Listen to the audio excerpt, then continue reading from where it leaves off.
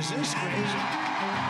We stand on the verge of the 4 greatest years in the history of Make America Great Again. How can you be against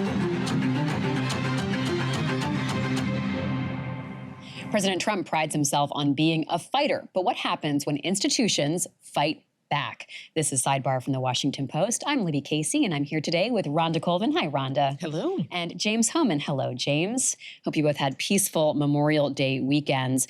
On today's show, we'll talk about the schools, news outlets, and law firms fighting back against Trump, from Harvard to NPR. And just this morning, it's Tuesday morning, NPR filed a lawsuit against the Trump White House over executive orders barring the use of funds that Congress already allocated to NPR and PBS. More on that in a moment, but let's start with Harvard. Now, Donald Trump knows this is an easy punching bag. It's like the most elite institution in America. You think elite schools, you think Harvard. Let's talk about what happened. I want to go back to Thursday, because Harvard has now sued the Trump administration, but it all started with a decision that the Department of Homeland Security made Thursday. What did DHS do, James? Essentially, they had demanded that Harvard turn over all of this material, all the disciplinary records for all the international students and a bunch of other stuff. Harvard said, we've complied with this. The Trump administration said not enough. And as a result, we're going to cut off all Harvard international students. You are no longer eligible to be in the United States. Harvard can't accept international students. Harvard can't host them. And the international students can't be in the United States if they're at Harvard. And obviously that is a major, major step. So Harvard immediately went to court and successfully, quickly got a judge to say, no, we're going to hold off on this. We'll have a hearing about it. And so then the Trump administration fired back at that. And said, okay, you want to play? We're going to cut off the very last remnants of federal funding that we haven't cut off yet. Let's get to the funding in a moment, but I want to just stay with the students, because there are 7,000 students, roughly, international students at Harvard right now, Rhonda, who would be affected. Now, this restraining order the judge put in is temporary, so we're waiting to see how this plays out. But they were all left in limbo, wondering, can I come back next year? What do I do this summer? Yeah, it's almost reminiscent to how the federal workforce handled at the beginning of the Trump administration when they were in limbo and not sure where to go. I mean, think about how much uncertainty there is right now with Harvard's international students, those who are currently there, those who have been accepted for next fall. I mean, do they come in they try to find another school to go to? And it's kind of late now, because if they've been accepted, and as college admissions happen, usually you're accepted in the middle of a year and begin in the fall. I mean, everything's up in the air. So this is certainly reminiscent of other decisions Trump has made, but really, it really has to be packing a punch right now with international students. DHS wanted a lot of records. They wanted records of international students who might have a criminal history, but it got a lot less. It was like if they've engaged in protest. So there's everything from truly illegal activity to protest. And the university said it did comply, but there's also a question of just how many records, James, universities should be turning over to the federal government. Yeah, if the administration is asking for surveillance footage that the Harvard has of student protests, where do you draw the line? And so Harvard said, look, we gave you the records, we gave you enough. DHS said, no, you didn't, and we're slapping you with this. This seems really legally dubious that the federal government could just tell Harvard its ability to accept international students is cut off. What are you watching for the courts here, James, to do? I think that the courts will step in and make this more codified. It'll end up getting fought out. But the truth of the matter is the executive actually has quite a lot of power. And you can envision circumstances where you would want the executive branch to have this power, if it wasn't being abused, to stop certain individuals from coming into the United States, or certain schools that were maybe diploma mills from being able to take international students if they were, for example, fleecing them. But the spirit of the law is clearly not being respected here. Moreover, there are 1.1 million international students attending college all across the United States. They generate $44 billion a year. Higher ed is one of our greatest for the United States. Money is spent in America, yeah. And higher ed is one of America's greatest exports. It's also one of those things where it's like people were the magnet of the world. We're this lighthouse. Every person wants to send their kids to school in the United States, and this has a chilling effect. And also, there's a lot of ironies here. Like, one of the things that the administration is saying is that they're trying to combat anti-Semitism, but what Trump is doing functionally would mean Israeli students couldn't come study at Harvard. And so there are all these unintended consequences. And now, because of the fight over international students, they're going after research funding where the federal government is giving these grants, but it has nothing to do with international students or any of the underlying thing. And these have had huge returns on investment for the United States. I promise we'll get more into the money in a Sorry. minute. But no, don't be sorry at all. I just want to stay with this sort of the student implication question, because the Secretary of Homeland Security, Kristi Noem, posted that the administration is holding Harvard accountable for fostering violence, anti-Semitism, which you were mentioning, James, and coordinating with the Chinese Communist Party on its campus. And she said this should serve as a warning to other schools across the country, Rhonda. Yeah, earlier on in the Trump administration, and specifically when Linda McMahon, the Department of Ed secretary, was put in place, the Department of Ed wrote a letter saying these are the institutions that we are going to go after. Now, we have paid attention to Harvard, Columbia, some of the, elite institutions, but there are even smaller schools that likely can't absorb all of these lawsuits and going back and forth with the Trump administration. So again, and to James's point about the chilling effect, I'll just add to that, it's a chilling effect with the students, but also think about the talent that schools like Harvard and really, most higher ed institutions bring in. You have medical and legal experts from around the world who get fellowships there or teach there. And to see how much uncertainty is surrounding higher ed in this country, it's likely going to form a chilling effect, a greater chilling effect. So the Harvard lawsuit accused the Trump administration of a campaign of retribution, which is really interesting because they're saying this is targeted at us. It clearly is.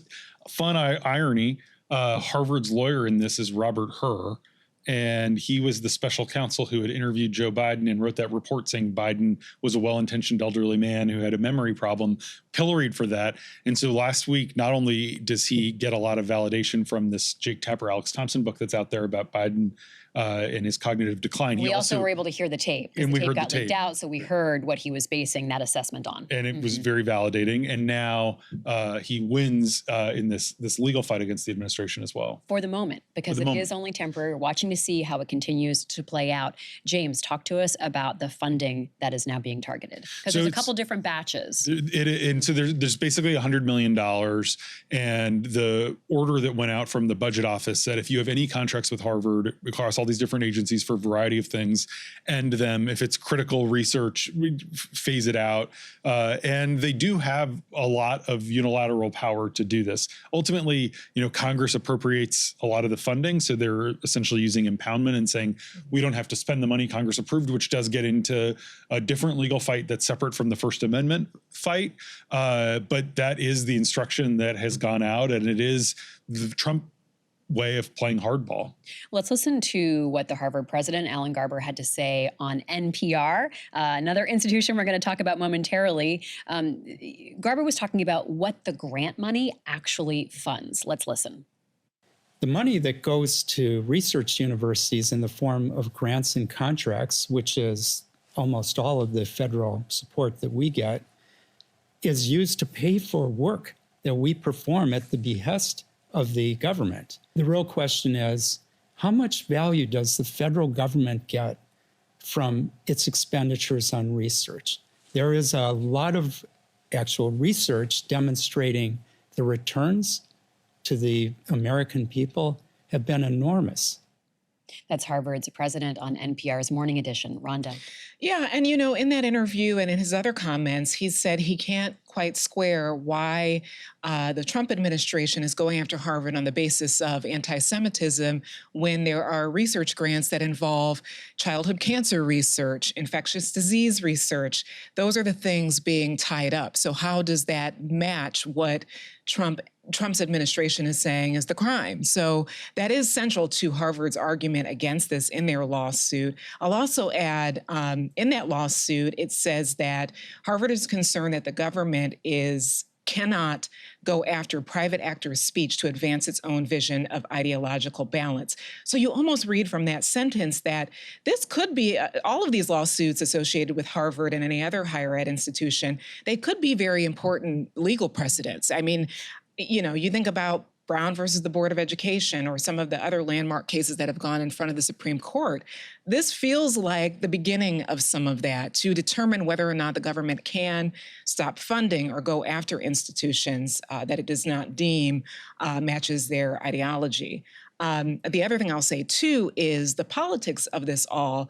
It was a big Republican talking point last year, and some people may remember when there were college presidents in front of Congress, and specifically Elise Stefanik. I remember the tweet she put out saying, "One down, two more to go," talking about how some of those presidents stepped down from their roles after that hearing. These institutions have sort of been in the sights of Republicans, and the politics of it is speaking to the base. It's telling the base that this is them, we're over here. There's a difference between elite America and the America that votes for Trump or Trump Republicans. And this feels like it's all a part of that as well. So even before Trump took office again, Harvard, other institutions, they were in the sights of Republicans. So Trump is now saying, let's take that money from Harvard and give it to trade schools. I mean, I can't see anything more than like an attempt at like stark class division than that, James. This is class warfare. Trump, this money's not fungible. It's not sitting in some checking account. This is for specific grants. This is, as President Garber was saying in the video, they're performing work that the federal government is sanctioning. It's a research school, and it's not like the government can just decide where to throw money around without Congress. But it is fascinating because the Republican base is changing. Obviously, there's been a lot of anti-elite sentiment for a long time. I've noticed over the last few days, someone like Chris Murphy, the Democratic senator from Connecticut, he said, what's happening to Harvard should prompt every American to rally behind Harvard. And a lot of Republicans seemed very eager to have that fight, if it's sort of like Harvard versus the rest of us, because Trump does want to be seen as this vehicle for taking on the elites who a lot of his supporters feel like have done really well while they've felt left behind. So let's talk about polling, though, because the Washington Post did a lot of polling related to Trump's first 100 days in office. What did we ask and what did we find out? So we asked, whose side do you take in this fight? We asked pretty directly, Trump or Harvard? And 2 in 3 Americans said they take Harvard's side in the Trump v. Harvard confrontation. For those watching, you can see on the screen some of the other sort of support or oppose. And you can also see there, for those watching, 70% oppose increasing the federal government's role in how private universities operate. So Trump has managed to make Harvard sympathetic to a lot of people who I think ordinarily would be pretty down on the university. Another question asked about reducing federal funding for medical research. A lot of that is done at universities, and 77% of those polled opposed that. And Harvard has created this website that is just very effective from a PR perspective, where they list all these different research programs that the money is supporting to show you this isn't just sort of like a slush fund for Harvard that's going to fund whatever. This is funding all these research programs that I bet, if you polled on them individually, 80% of people would be like, yeah, that's something we should spend money on. How else is the Trump administration going after Harvard, though, and Harvard's trying to push back? In every way they can. They're using all the levers that they can. They're trying to cut off research funding. They're putting them under investigation for violating Title IX and Title X related to anti-Semitism, harassment of students on campus. And Alan Garber, the president, has actually said there's things Harvard can do better. He's not out there being like Harvard's perfect. And he is saying this isn't going after the university is actually hurting the students. It's not actually helping the people that you say you're trying to help. And I do think that there's good reason to feel that the excuses that the administration is offering aren't totally on the level, but they're using a lot of the civil rights laws. And what you'll hear Republicans say when you talk to them privately is, look, the Biden administration did this to go after some religious schools. And what goes around comes around. We're just using some of the same tools that the really, frankly, the Obama administration and then the Biden administration had used. And so it's fair play. And there is something to be said for this escalation ladder where the conservatives do just feel like they're using the left's medicine against them. The Treasury Secretary has confirmed that Trump has a desire to revoke Harvard's tax-exempt status. It's something that's been talked about, not just for Harvard. What would that even do? Well, it would be devastating, because it would mean if you gave money to Harvard, they'd have to, you couldn't deduct it from your taxes. In the big, beautiful bill that passed last week, it includes a big tax on the largest endowment. It includes taxes on all endowments, but it's progressive. So Harvard's endowment and a handful of others would be taxed at something like 30% a year. It would be devastating, especially if they are able to take away all this research money, and then they say, well, spend your endowment, but then they're taking a huge chunk of the endowment every year, and then you're not letting people give more money to Harvard because they can't deduct it, and they'd have to pay taxes on it. All in all, it is quite a vice that they're trying to squeeze the universities in.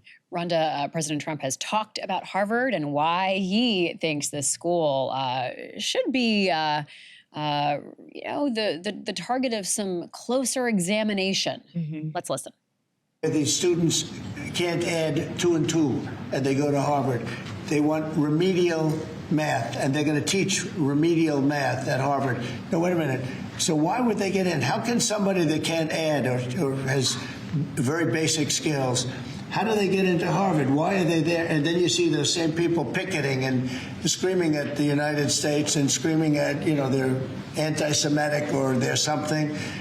We don't want troublemakers here.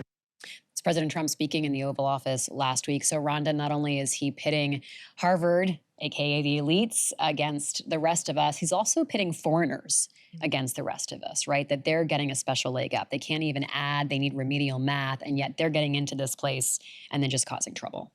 Yeah, it's one of those things that when people hear that, hopefully they do go seek the facts of what he was saying, or if there are any facts within that. But again, it goes to the politics, that this is a very easy thing to tell your base who supports, the idea between the us versus them. So this sort of deepens that divide. I think it's also telling that there has been so much up against Harvard. And remember, they were the school that said, we aren't going to comply with the demands at first when the Trump administration asked them to undo their DEI programs and other threats. And they said, we're not going to capitulate to that. Like Columbia did. Right. Yeah. Right. Although the demands were different for both schools. And, Columbia decided to do what it decided to do. But because Harvard made that move, it does look like all of these other things are very punitive. Like it seems like there's something new every week between the administration and Harvard. I'll also add, too, when you really want to look at the politics of this, there are a lot of Harvard grads in government, and they're not only Democrats, at least Stefanik, who I mentioned. The Supreme Court and the Republican caucus. In Congress, you have Stefanik, Ted Cruz, Tom Cotton over in the Senate. They graduated from this institution. So, and that's not to say that if there is a problem that, if they're alumni, they can't handle it.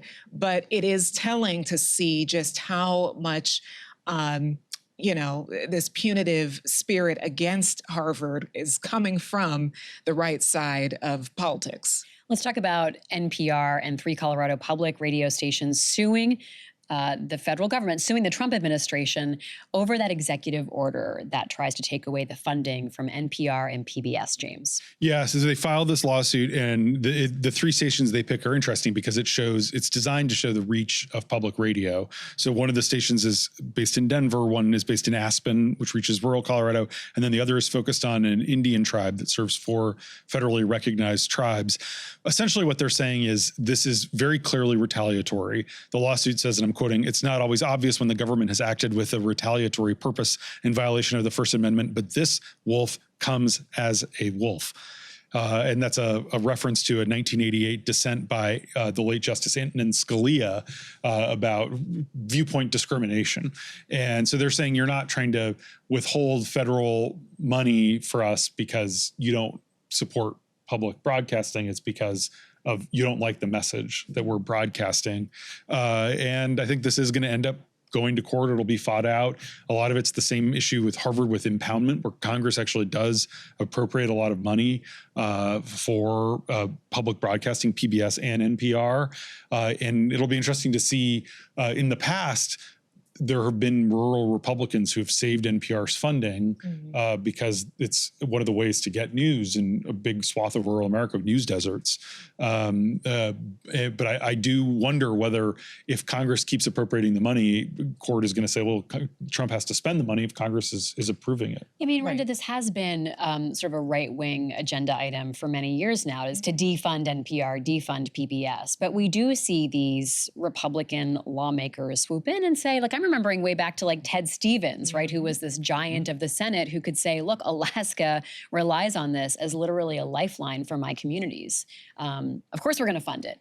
Yeah. So there's the politics in Congress, but then there's what Trump can do unilaterally, because he just comes in and does an executive order and does what some in his party have wanted to do for a long time. Yeah, and that's the argument and why PBS and these stations are suing the Trump administration, is because this is money already allocated to them. It's NPR on the through- station. Yeah, I'm sorry, yes. Yeah. NPR and the Colorado station. And it is because that this money has already been appropriated through Congress.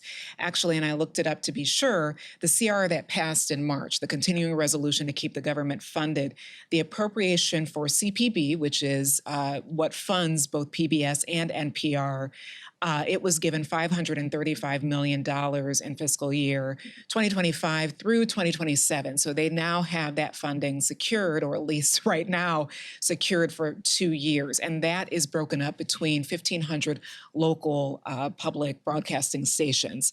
So that there is money that comes from the government to fund those stations, but then there's also donations. If you are a listener to NPR, you will notice that over the course of the year, they will have membership drives. They will have people call in and donate money, and they do get a lot of money from that. I have worked for both a PBS station and an NPR station, and it does feel somewhat like a threat when Republicans are in power, because they often do want to cut down on CPB funding. So that is something that is not just Trump doing it. It is something, as you mentioned, goes way back as something that oftentimes Republican lawmakers want to slim down that funding. So but how- now it does feel like the Trump administration wants to make good on all that talk that has been going on for years. I mean, it's like, I don't have like the right metaphor for it, but you know, everybody else is trying to walk through the front door and Trump's just going around the back, kicking down the back door and coming in the house, right? He's just doing it. So how does the public feel about NPR and PBS, James? There was a Pew poll in March, and they found that only a quarter of U.S. adults say that Congress should remove federal funding from NPR and PBS. 43% say NPR and PBS should continue to get federal funding, and 33% say they aren't sure. Republicans, as you can see for those watching on the screen, much more likely than Democrats to support removing federal funding. You can see, but it's still less than half. And a lot really aren't sure in Yeah. that Republican-leaning Republican, which just goes to the point of like sort of educating Americans about how much of their taxpayer dollars go to fund them and what is it used for and all that. I mean, it shows that there is a real sort of question mark yet. And so I think that it's interesting PBS hasn't sued. They put out a statement after the NPR suit saying they're looking at all their options, not ruling anything out. NPR has chosen to fight in the courts. And I think that there is going to be an effort at public education. I presume we'll see Big Bird, the mascot, out That's what I was there. going to say. That is probably why, in all seriousness, why people still have such strong feelings toward NPR and PBS is because they associate it with things that they love and local reporting. And I can tell you again, as someone who has worked for both a PBS and NPR station once in my career, when you take away a favorite show people have, a local program, or the classical music channel changes up a little bit. Antiques Roadshow. Right, Antiques Roadshow. People will call in. They are tied to these community programs, to their local news, and they know that is a way to get local news, specifically when a lot of newspapers locally are closing. they know they can always, turn on the radio to NPR. Well, one thing that sort of this Doge and Trump effort has done is terminate the Ready to Learn grant. And as someone who also has a background, Rhonda, in PBS and NPR member stations, what that goes to is the shows that families know, like Sesame Street, Reading Rainbow, Clifford the Big Red Dog, Molly of Denali. So that already has been targeted and terminated, and stations are trying to sort of deal with what happens next. I want to pivot to law firms briefly before we wrap today, because there are some law firms that have been fighting back, James. Winning. Tell us more. Yeah, so late Friday, going into the holiday weekend, a federal judge, John Bates, a Bush appointee, struck down Trump's executive order sanctioning the law firm Jenner and Block. It's the second time that a court has quashed one of Trump's efforts to punish a firm. And Judge Bates said that the order was unconstitutional because the president was, quote, trying to chill legal representation the administration doesn't like, thereby insulating the executive branch from the judicial check fundamental to the separation of powers. So this has been one of those big schisms. This is everyone in DC and the legal world is just obsessing about this fight. And 9 of the country's largest law firms cut deals with Trump, and they pledged combined nearly $1 billion in pro bono legal services, unspecified. And the Trump White House says we haven't asked for anything specific, but there have been all these stories over the weekend of various people reaching out who are like allies of Trump, Heritage Foundation. And Trump has said generically at events like, oh, maybe they could help the coal industry. Maybe they could help cops accused of misconduct. And so the people who have fought Trump are winning in court. The people who chose to cave are facing various consequences and uncertainty and weird demands. And interestingly, another Friday night news dump, Karen Dunn, who ran debate prep for Kamala Harris, mentioned as a potential future White House counsel. She left Paul Weiss along with 3 other partners. They are leaving because they're upset that the firm cut a deal with Trump in order to survive. And so it's interesting to see that the fighting back is paying off. And I think that is going to embolden other firms to fight back as well. Final thoughts, Rhonda? I was reading, it was a Washington Post article by one of our colleagues who has been following the battle between law firms and the Trump administration. And the last line in the story is something that I've been thinking about because it followed a young lawyer who just got a job at a DC law firm. His law firm wasn't sure what to do, and they decided to be one of the law firms that did go with Trump's demands. And at the end of the story, the young lawyer said, if we aren't going to fight, meaning lawyers, who is left to fight? And I thought that was so telling because you have, education institutions like we've just been saying with Harvard or NPR, PBS, places that really you've never heard of having to sue an administration now getting together and saying this has to stop. And these are independent organizations to a degree that have to make a choice between their future or the current moment. And I think a lot of our coverage is showing that as well, that this is a story that will continue to go on, but it really is telling when you have lawyers trying to figure out, can they fight? I mean, if they can't fight, who is left? Yeah. Rhonda, James, thank you so much. Really appreciate hearing from both of you. That's it for Sidebar today. Find us on your favorite podcast app or look for us on YouTube. Just find The Washington Post and you'll see us in the feed. We'll be with you again on Thursday. Talk to you then.